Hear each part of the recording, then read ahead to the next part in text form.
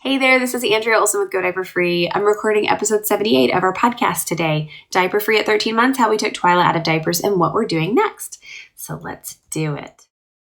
I'm going to hit record. Enjoy. And at the end, I want you to comment below this video. I'd love to answer your questions and stuff. All right, let's go.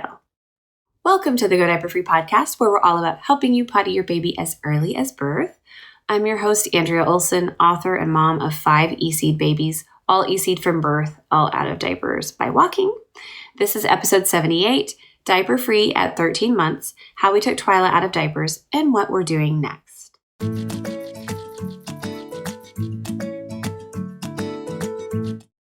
You can read the written version of today's show over at godiaperfree.com/78, where I'll also conveniently link to all the things I mentioned in today's episode. And I will also be replying to comments over there, so come on by when you're finished. So many of you mamas and daddies doing Elimination Communication might be wondering how to take your baby out of diapers by around 1 year old. What are the steps to have a potty trained 1-year-old? How do you wrap up EC by the time your baby is walking? And after you take your baby out of diapers at 1 year old, what do you do next? Like, oh, this is wonderful and all. Yay, we're out of diapers. But what do I do now? So today I'm going to share with you why we're taking Twyla out of diapers at 13 months, what we've been doing with her step by step, our challenges and solutions, and what we plan to do very next. So here are 7 reasons why we are taking our 13-month-old out of diapers. As I've mentioned in previous podcasts, the goal of being diaper-free is not as important as the process. How we're doing this is way more important than the goal of not using diapers anymore. However, I have to share with you our goals with all of this. What is the purpose of taking a baby out of diapers at around 1 year old in our family? So first, it is the parent's decision to make as to when to take their baby out of diapers. We have been led to believe that the child must initiate this process, but this is a scheme that is meant to sell billions of dollars of diapers that never biodegrade, by the way. See my podcast, A Brief History of Diapers, for more on that topic, okay? Second, the Montessori sensitive period for toilet learning, in other words, the time frame when the child is both interested and capable, and if missed, will not progress forward to the next sensitive period for learning until this task is accomplished, is 12 to 18 months old. In their schools, the really traditional ones, they put babies into cloth underpants starting at 12 months old, no matter whether the child has had toileting experience up to that point or not. Third reason, my own personal experience with taking my 5 kids out of diapers at different ages has shown that the earlier, the better. The longer they're in them, even if they've never pooped in them, the harder it is to get them out of diapers later because they're used to wearing and peeing in them. Fourth reason, I want my baby to heighten her sensitivity to being wet, or rather, I want to heighten it for her. Putting her in tiny trainers during the awake hours will definitely accomplish this, and into tiny undies would be even better if I didn't have some carpeted areas in my house and for other kids. I can also continue to monitor her intervals. How often does she pee? Because I can immediately feel and see that she's wet. And I can engage her in the process of changing wet trainers into dry. So I want to heighten her sensitivity to being wet, and I want to start it now. Fifth reason, I can more easily start to place the building blocks of potty independence with the diaper out of the way.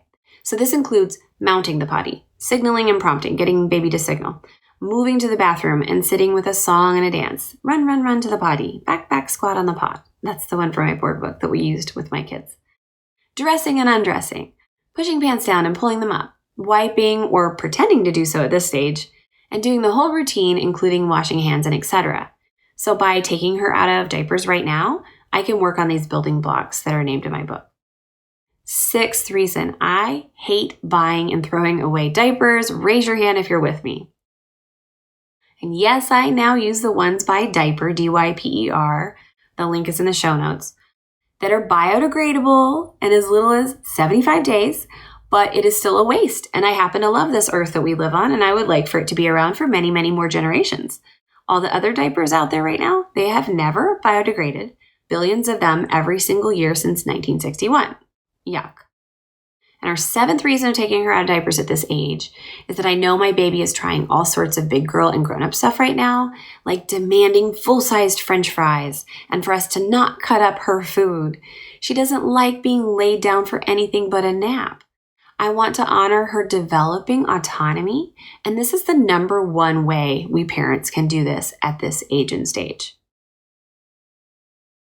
Okay, now let's discuss taking our 13-month-old out of diapers, how we did it. So by definition, going diaper-free and ditching the diapers can mean just in the daytime or day and night 24/7. So you can do only daytime first, or you can do 24/7. It means that you are taking your baby out of diapers permanently, either during awake times or all the time, awake and sleeping.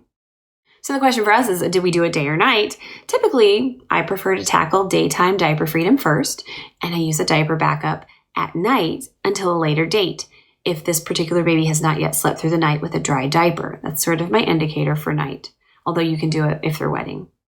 For me, sleeping through the night without a dry diaper, like coming up wet, would indicate that the bladder is not quite there yet, or they just need to wake more often, or they're not getting deep enough sleep, whatever. And I know from experience that my baby will get better sleep if we use a backup at night versus focusing on nighttime wrap-up at this early age. Just my preference.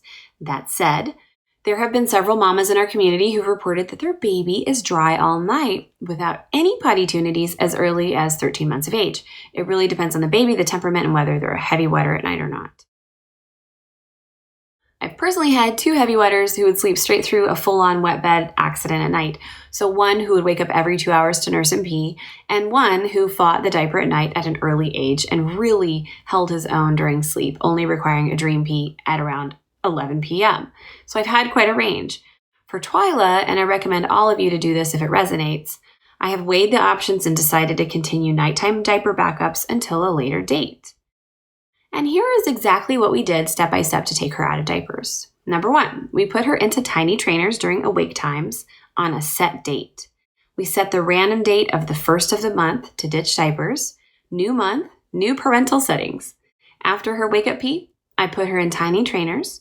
And I developed tiny trainers because Gerber training pants, as we all know, are paper thin, like a waterfall can pass straight through. I used to do sumo style for diaper-free observation time with a mobile baby, and now I only use either the aqua blue or blackberry purple tiny trainers. The color allows me to see the pee immediately. Highly recommend it. Number 2 of what we did observation logging for 1 day. So when we put her into trainers, we immediately did 1 day of logging. We began a day of observation logging because it's just the right thing to do to learn exactly where your baby is right now. So let me explain. When going from one backup to another, less wicking one, like going from diapers to trainers or undies, I highly recommend doing observation logging with your baby. You will learn so much about how her natural timing and signals, if any signals, have changed since the last time you checked. So I want you to start timing from waking or feeding like we did. In this case, we started timing when she woke up from her nighttime sleep for the day. I write down the wake-up time, the time at which I subtly touch and discover wet pants. So I'm just kind of touching without focusing on it throughout the morning. And I'd write down the intervals in between. At every wet pant, I offer the potty in case there's more. And if there's a poop signal, I definitely catch that in the toilet. So the goal of this observation day was not to make any pee catches, but to learn Twyla's current natural timing. If you want to learn more about observation logging, I have a podcast on getting back on track that explains it as well. I also have a mini course on it. Number 3, I discovered her average interval and her range.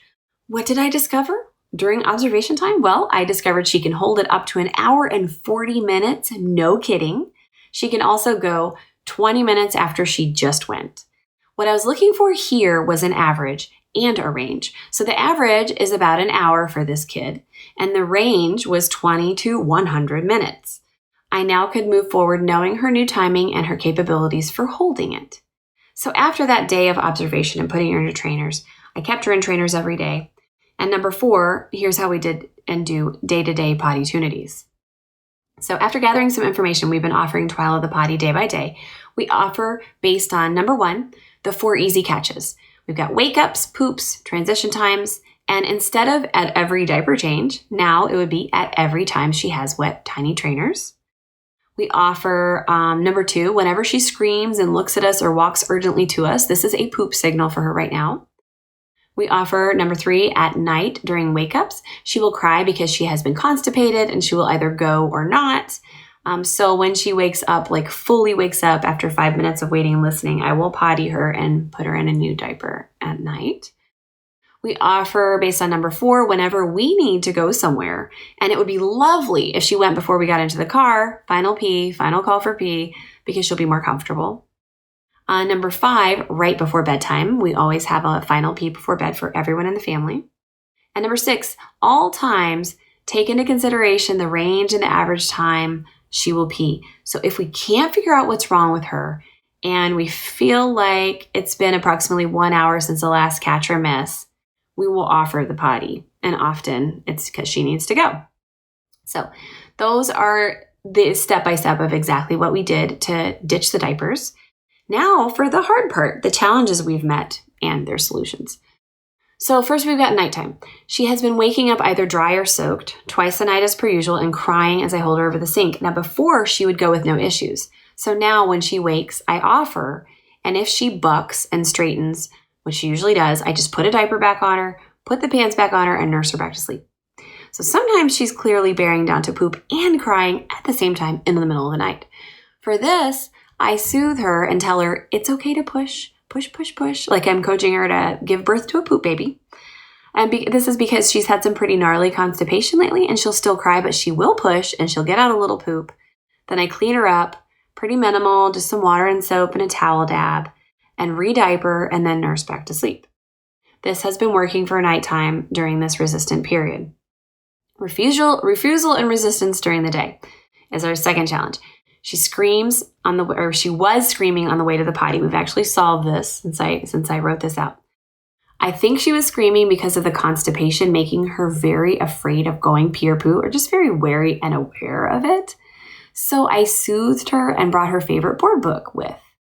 She will sit on the reducer on the big toilet. I give her her board book. Sometimes I run the water, but usually I completely leave the room for a whole minute.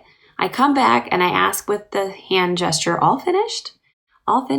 And she will shake her head yes or no, which is great that she knows how to do that now. I check if she went by touching her bottom, and whether or not she went, I just put her tiny trainers back on or put some dry ones on her. I engage her in the process of dressing as much as possible. So we have gotten through a lot of that refusal and resistance by addressing the constipation, which we'll talk about in a second, but also by bringing in a board book so that she can look at it. And I don't read it to her. She reviews it herself. The next challenge we've had is dad and sitter. So we have a new babysitter again. She was offering, because I told her to, every 45 minutes, but she was keeping her on the potty for 15 minutes at a time. So when I discovered this, I simply asked her to switch gears to only offer on transition times and times when Twyla is signaling for poop by screaming and coming to her, and only to let her stay on the potty for 1 to 2 minutes with the book if it helps. So that's been helping a lot. With daddy, he just has stopped offering really and just recently started again. But right at the beginning, it was so hard, he just stopped offering. He wants to put her in a diaper. And I remind him that the goal is not to have 0 wet pants. It's to pique her sensitivity and to stay the course. He luckily goes along with it, but I can tell he's disengaged a bit during that tough part, and now he's starting to come back a little bit. All right, another challenge we've had is resistance on outings, and this is continuing to this day. Twyla will only pee in the parking lot behind the front door that's open of the minivan. So like we open the front door, we squat behind it. She will not pee over a sink or a public toilet. She currently hates the Potty Plus, which is beyond me. I will introduce it again in a month or two because it has worked for all of our babies, and I really want it to work in the end because it's convenient. So since it's cold and wintry here, sometimes I skip the parking lot pee. She stayed dry for up to 2 hours, you guys, I kid you not. So if she's wet on an outing, I just change her. She's in a biodegradable diaper on outings currently, and that works for us. And the next challenge, there are 3 more. Only letting out a little pee. And this is actually recently, well, it's passed a little bit. It's still a little bit rough. She doesn't let out a full pee in a sitting anymore. I think she's both experimenting with how long she can hold it, which is totally normal for 13 months. And she is also constipated, which often blocks the urinary canal from allowing much pee to escape, in case you didn't know that. This I am certain will pass, so I'm focusing instead on getting to the bottom of the constipation thing, which we'll talk about now. But honestly, since constipation's been resolving, she's now letting out full pees again occasionally, which is awesome. So the next one is constipation. Twyla has struggled with giant poops that make her anus bleed for like 3 months now. It's terrible. We've tried prune juice, poop candy, oranges, prune packs, whole prunes, massage, everything, and it still wasn't working. I spoke with one of my book owners in Australia the other day, and she did the elimination diet with her baby to solve some other bowel issues. She had blood in the stool, mucousy poop, stuff like that. She discovered that her baby is sensitive to wheat, eggs, and dairy, and soy. Since she's breastfeeding, she's adapted her own diet as well, and everything worked out. All the crazy poop issues went away. So following her lead, I've been doing the same with Twyla to rule out a food allergy. I've never dealt with one of these with any of my babies before. We started with eggs about a week ago, and I'm dying over here. I have like 18 backyard chickens. I love my eggs. Please send me some smoothie recipes, y'all. But I am happy to report that it seems to be working. After a week with no eggs and a cup of prune juice mixed with water every day, she is now pooping regularly and willingly, not screaming on the way to the potty anymore, and she signals strongly about poop as always. I call that a huge win. And then the last struggle we're having is peeing in the high chair. Twyla only lets out a full pee if she's sitting in her high chair during a snack or meal. Recently, she's let out a couple full pees on the toilet, but let me tell you guys, this girl likes to pee in the high chair, and it sucks. So we do offer before and after, and if she signals during, but I know from past experience of teaching this for so many years that this is normal and that it does pass eventually and quickly, so I'm not worried about her peeing in her high chair. She's relaxed, she's sitting, it totally makes sense, right? Oh, and did you know, this is so interesting, the mid-20th century wooden high chairs had a hole cut out of them with a little removable bucket beneath them? Yep, it turns out I'm not the only one with this problem, and neither are you if you have it. And lastly, let's talk about what we plan to do very next. So after you take your baby out of diapers, you may wonder, what now? Well, it's fairly simple actually. I've already named a lot of the things that you'll do as maintenance and gradual wrap-up steps from 12 to 18 months, because wrapping it up gradually does begin now, right? When you take them out of diapers, that process of teaching and handing off the baton starts. I do have a podcast on passing the baton if you want to listen to that. Just check the show notes for that. But some of these things that we've been doing are not ever going back to awake time diapers, addressing nighttime soon. We plan to change to tiny trainers and tiny ups at night once she comes up dry 6 of 7 nights a week. So that's our plan. We're also trying to help her sleep through the night for mama's sanity. We don't do cry it out, but we do want to teach her how to sleep. And we're going to address that night stuff after we've solved a lot of the things that I mentioned today, which is very soon.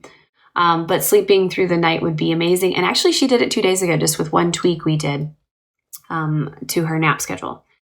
Okay, the third thing we're planning to do very next is to continue offering, like I stated earlier. So you can look at the show notes at godiaperfree.com/78 and look at the part where we offer based on. So exactly what we did step by step, and we offer based on 4 easy catches, etc. Just going to continue doing that, doing consistent stuff like that.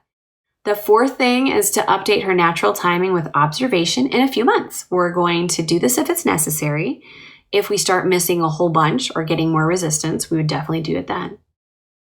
The fifth thing we're going to do is continue to honor her request for more independence by offering less at those times, allowing her to initiate more and backing off without stopping. So if she becomes more resistant or we have more misses in a certain period, we will back off, allow her to initiate and offer less without stopping doing EC. And the sixth thing that we are doing is teaching her a language to signal to us with. This is a really big deal for a lot of you. I know this. My baby doesn't tell me they need to pee. If they did, everything would be amazing and easy. I'd be so relieved. So we will do this in our house by using one sign for I have to pee, pointing at the bathroom, one sign for pee-pee, the T sign shaking at all times, like when she's going, we do that one. And we will use one simple phrase or word consistently at the same time as signing. Nothing for, hey, it's time to pee, because she's independent and resistant lately. And we're just not going to mention it. We're just going to take her. And then pee or poo while she's peeing or pooping. So for you, just, pick a sign and a word for going to the bathroom and then sitting and actually going. For time to go and going, and just stick with those.